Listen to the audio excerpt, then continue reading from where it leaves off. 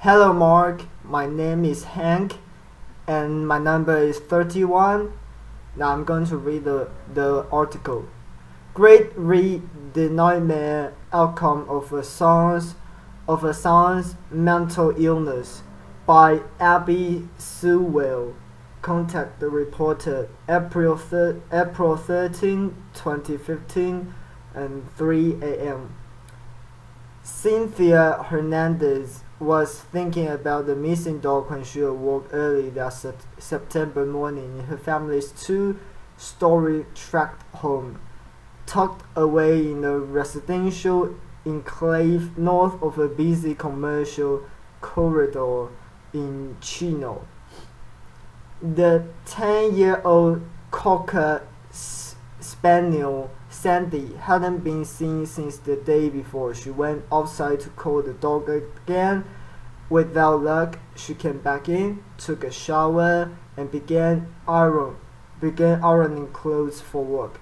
Her husband, Anthony, was in bed browsing the internet on his new tablet. He didn't look up when their 19-year-old son, Aaron, walked into the room. Aaron and his mother had argued about the missing dog, and Anthony wasn't in the mood to talk to his son now.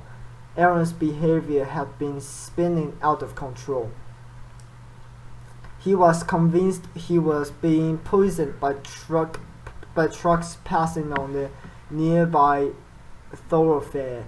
Smells and loud noises upset him. He would grow incensed if his mother burned a tortilla in the kitchen, or his grandmother had the television volume too high in her room. She punched holes in the wall and talked about killing himself. Once his mother said he told her he dreamed that he had killed her. It was obvious to Cynthia that her son was a danger. She and Anthony had sought help from California's medical, legal, and law enforcement institutions, but they had found only temporary relief and were frustrated by the piecemeal and often impenetrable nature of the state's mental health system. I felt that one day I would come home and find him dead in the house, or that he would hurt somebody in the family, Cynthia said later. We always felt that. We lived with that every day. On that September day, Aaron walked up to his father as he sat reading in bed and raised a baseball bat above his head. The youngest of three children, Aaron was an artistic kid who loved playing guitar and the video game Halo, a lifelike drawing he made for his grandmother of Sandy, the Cocker Spaniel.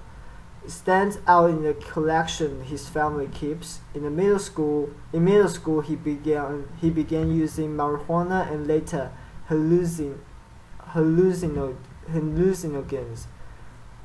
After repeated attempts to control his drug use, his parents decided it was linked to an underlying mental health problem. Psychiatrists began offering assessments of what Aaron's trouble might be, and finally settled on a diagnosis: paranoid schizophrenia. Aaron's father was well aware of mental illness. All the family members had been diagnosed with schizophrenia and bipolar disorder.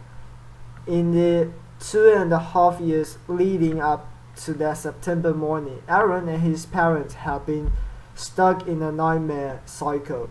He had been taken to a psychiatric hospital 8 times on 72 hours involuntary hospitalizations, known by police and mental health workers as a 5150 hold. The forced holds are reserved for people who pose an immediate danger to themselves or others, or are too mentally ill to care for their own basic needs. That can be extended for 14 more days or sometimes longer. when the patient is found to need more intensive intervention. After a few days or at most a couple of weeks in the hospital, staff would release Aaron and he would refuse to follow up on treatment and deteriorate again.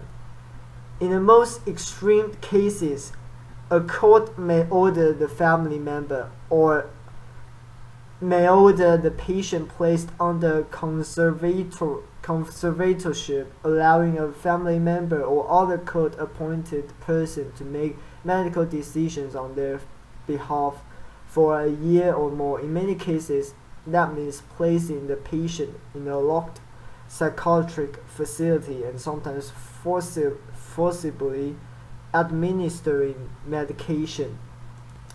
But how the state law is applied by each of California's 58 counties depends on the money and beds available and philosophy of country officials, doctors and judges.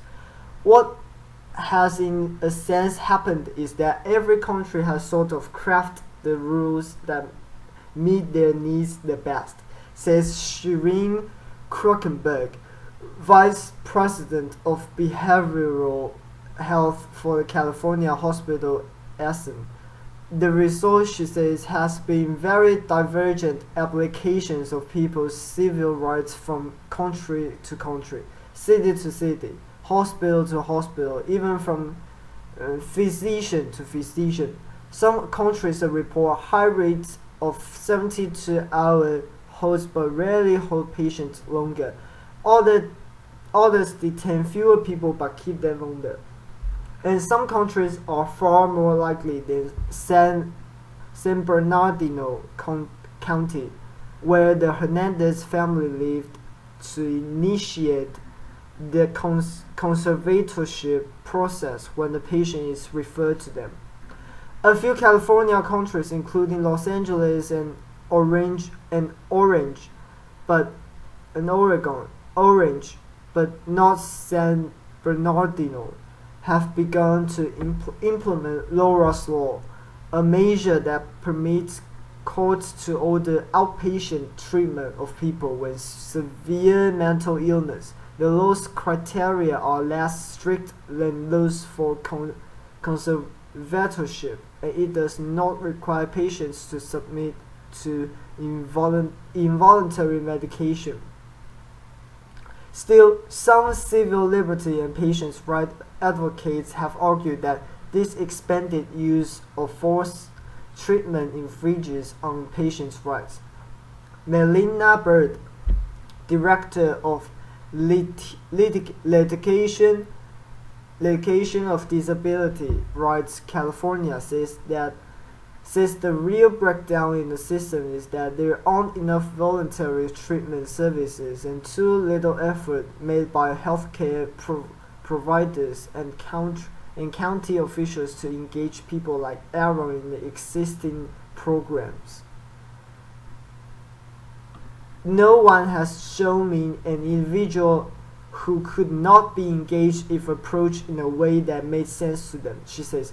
You don't need to force treatment. It is ultimately counterproductive and incredibly expensive. State Assemblywoman Susan Eggman, this doctor, who wants to expand the use of Laura's Law, points out that people whose mental illness goes untreated often end up incarcerated. We see this as a way of potentially increasing people's freedom, she says. Unable to control Aaron, his parents kicked him out of the house twice after he turned 18 in 2013.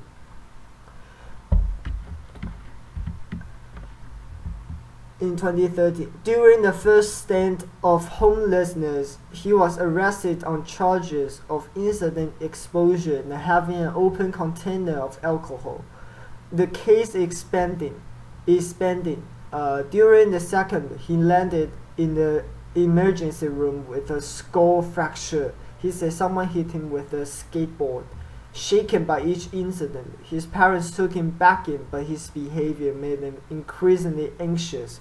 In a video, Anthony saved on his cell phone. Aaron, slight and dark-haired with a pockmarked face, paced back and forth, cursing and covering his ears as he argues with his parents. I wish I could go outside, but I can't because people are going to be throwing their cars at me and throwing all kinds of fumes in the air, and I can't even breathe in my own neighborhood, Aaron says. Anthony and Cynthia wrote up a document outlining their son's medical history and said they would bring it to Kenyon Ridge, a private psychiatric hospital in Chino, each time Aaron was detained there. They wanted the doctors to make a referral to the county of San Bernardino, which would then decide whether to file a court petition seeking a mental health conservatorship for Aaron, but Kenyon Ridge never made that referral, Anthony and Cynthia said. Representatives of the hospital did not respond to repeated requests for comment. Advocates and healthcare providers said there can be disincentives against doctors recommending conservatorship and continues pursuing them, including the strict requirements for a patient to qualify, the time it takes a doctor to argue the case in court, and the shortage of long-term beds for psychiatric patients. Even in cases in which the provider recommends a conservatorship, the county still has to make a decision to pursue the case. In some counties, like Los Angeles and Alameda, the Public Guardian's Office files a court petition nearly every time a healthcare provider refers a patient for conservatorship, according to data provided in response to requests by the Times. LA, for instance, has filed a petition on 100% of the approximately 1,200 referrals it's received each year. In San Bernardino County, the average was 34%. Karen Cervantes, a spokeswoman for the San Bernardino County Department of Behavioral Health, said investigators petition for conservatorship only when there are no other alternatives available. It's not clear what the county would have decided if the private psychiatric hospital where Aaron was taken during his 5150 commitments had referred him for evaluation. One day before he raised the bat above his father's head, Cynthia said Aaron told her that a demon had appeared in a car's exhaust. She called the county mental health crisis team and tried to put Aaron on the phone with them, but he refused. She said the crisis unit sent a police officer to the house. By the time he arrived, however, Aaron had calmed down. When the officer asked if he wanted to hurt himself or anyone else, he said no. Later that day, with his father at work and his mother out on an errand, Aaron led the family spaniel Sandy outside. He lifted a baseball bat and brought it down on the dog, pounding her until she was dead. The next morning, Aaron brought the same bat down on his father twice. Anthony, a stocky 52-year-old, managed to wrest the bat from his 110-pound son. He didn't see the knife in Aaron's other hand until the young man sank it into his temple. "Why are you doing this, son?" Anthony asked. "They are going to take you to jail. Just die, Dad," Aaron said. "Just die." Cynthia ran outside to look for help. Aaron found her in a neighbor's yard and slashed and stabbed her too. Emergency rooms doctors were able to stitch up Anthony and Cynthia's wounds, including one gash on the mother's neck that barely missed an artery. They pulled a fragment of the knife from her scalp. Police officers chased down Aaron and subdued him with a taser. He has been jailed ever since on charges of attempted murder and animal cruelty, to which he pleaded not guilty. In late March, a San Bernardino County Superior Court judge decided that he was competent to stand trial, a trial that he has not been set. From the beginning, Aaron called his parents from jail every day and sent rambling letters and drawings of heroes and monsters. Anthony goes 2 or 3 times a week to visit him. It took Cynthia longer to work up the nerve to face her son after the attack. Aaron's brother and sister do not speak to him. After a couple of months in jail, Aaron began taking medication. His letter changed, becoming more coherent. His parents say he began to write about feeling remorse. Both parents say they want their son to go to a state hospital for treatment, not to prison. I'm almost relieved that it happened this way, because now we are going to have something done, Anthony said the week after the attack, a stitched up gash running all the way from his eye to his ear, which is odd to say and strange to feel this way, but this is what we are left with. In a jailhouse interview with the Times, Aaron chokes up when he describes killing Sandy. I thought, I can't believe this. I just took my dog's life that I love so much, he says. It was the evil within me trying to take over the so-called anger I had stored up inside of me. The same but bad could have killed his father. He says his mind is clearer now. I'm really thankful that my parents are still here. Abby Sewell at LaTimes.com. Times staff writers Sandra Poindexter and Doug Smith contributed to his report. And I wish I would go outside, but I can't because people are going to be throwing their cars at me and throwing all kinds of fumes. Aaron Hernandez.